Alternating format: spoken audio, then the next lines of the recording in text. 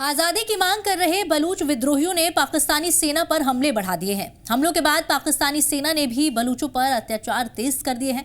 विद्रोह को दबाने के लिए जबरन लोगों को गायब और बलूच नेताओं को गिरफ्तार किया जा रहा है। बलूचों पर अत्याचार रूह कांपने वाला है, ठीक उसी तरह जैसे बांग्लादेश की आजादी से पहले पूर्वी पाकिस्तान में पाक सेना कर रही थी, उसी तरह बलूच नागरिक भी अब भारत की ओर उम्मीद की नजरों से देख रहे हैं। क्या भारत बलूचिस्तान को भी पूर्वी पाकिस्तान की तरह आजाद कराएगा? इस वीडियो में बात करेंगे इसी मुद्दे पर। नमस्कार, मेरा नाम है प्रियंका कर्णवाल और आप देख रहे हैं जी भारत।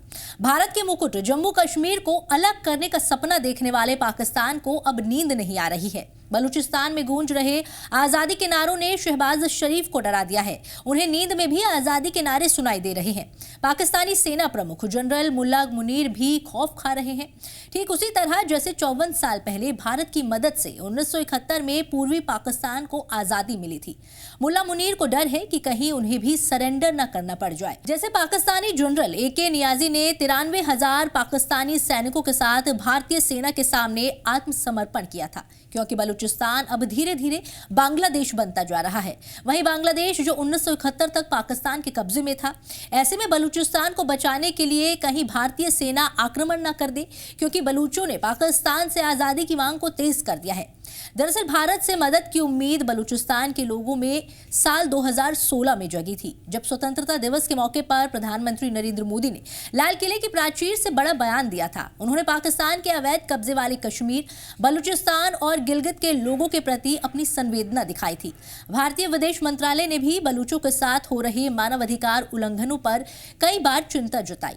इसके बाद से बलूच लोगों की उम्मीदें बढ़ गई। वो भारत की ओर मदद की नजरों से देख रहे हैं। इस उम्मीद के पीछे एक और वजह है, वो है आजादी के समय बलूचिस्तान की भारत के साथ आने की इच्छा। दरअसल कई जानकारों और लेखकों का दावा है कि देश के पहले प्रधानमंत्री जवाहरलाल नेहरू की गलतियों की वजह से साल 1948 में पाकिस्तान ने बलूचिस्तान पर जबरन कब्जा कर लिया।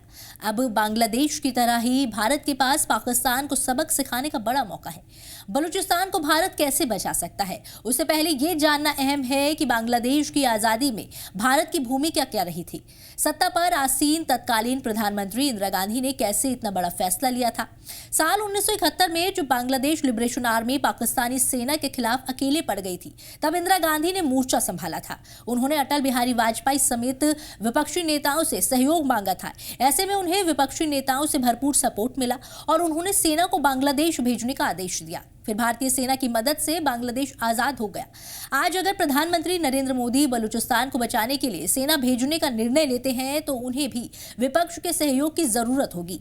कांग्रेस के कई नेता इस बात पर सहमति जता चुके हैं। रणदीप सुरजेवाला ने कहा कि पहले की UPA सरकार बलूचिस्तान में बढ़ती हिंसा पर चिंता जताती आई है। 1876 में अंग्रेजों की ओर से की गई संधि के मुताबिक बलूचिस्तान एक आजाद मुल्क था। फिर आजादी के समय भी अंग्रेजों ने बलूचिस्तान को अलग देश माना था। साल 1948 में सैन्य कार्रवाई के बल पर जिन्ना ने बलूचिस्तान पर कब्जा किया। जिन्ना ने कलात के खान खुदादाद खान को धोखा दिया। खुदादाद खान को जबरन गिरफ्तार कर बलूचिस्तान के पाकिस्तान में विलय के समझौते पर साइन करवा लिए, लेकिन पाकिस्तान की सरकार और सेना कभी भी बलूचों का दिल नहीं जीत पाई।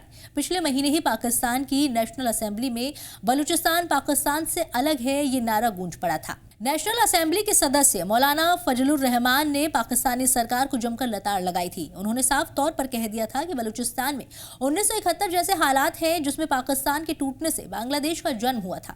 बलूचिस्तान में स्थिति बेहद गंभीर है। BLA समेत सशस्त्र समूह बलूचिस्तान की आजादी के लिए लड़ रहे हैं। मौजूदा हालात काफी हद तक बांग्लादेश के इतिहास को दोहरा रहे हैं। ऐसे में साल 1971 की तरह ही किसी देश के अलगाववादी आंदोलन को समर्थन देने का फैसला भारत के लिए काफी मुश्किल है। हालांकि राजनीतिक शक्ति के आधार पर कुछ भी किया जा सकता है। वहीं पाकिस्तान आतंकियों को पनाह देने के मामले में अंतर्राष्ट्रीय स्तर पर कमजोर हो चुका है। पाकिस्तान भारत से सीधे युद्ध करने की स्थिति में नहीं है। ऐसे में हालात पाकिस्तान के फेवर में नहीं है। ऐसे में कुछ भी संभव है। ये पूरी जानकारी आपको कैसी लगी, हमें कमेंट सेक्शन में जरूर बताएं। मिलते हैं अगले वीडियो में। धन्यवाद। जी भारत।